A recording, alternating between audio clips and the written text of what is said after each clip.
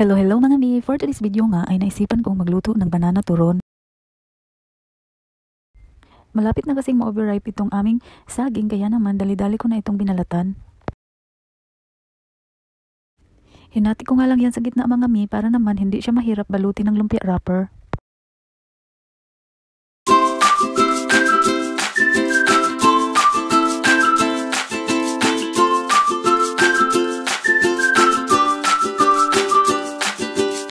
So, fast forward na nga tayo mga mi. After ko nga binalatan ng ating mga saging, ay dali-dali ko naman itong tinanggal isa-isa ang ating mga lumpia wrapper.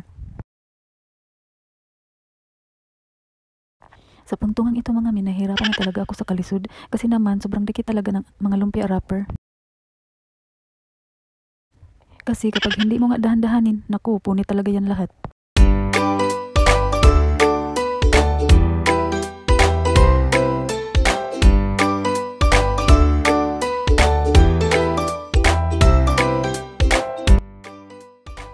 Fast forward na nga tayo mga mi. Pagkatapos ko nga himay-himayin ang mga lumpia wrapper, ay binalot ko naman ito isa-isa ang ating saging. Nilagyan ko nga yan ng konting lang kami para naman wala lang, char-char lang.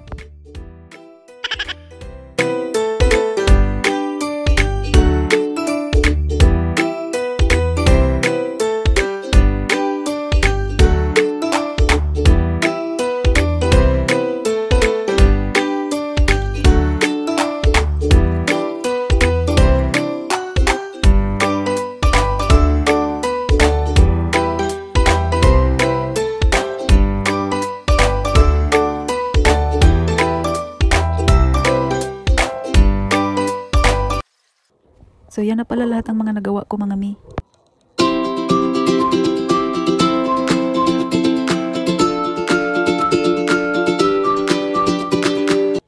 Nagpainit na nga ako dyan ng kawali para naman makapagsimula na akong magluto.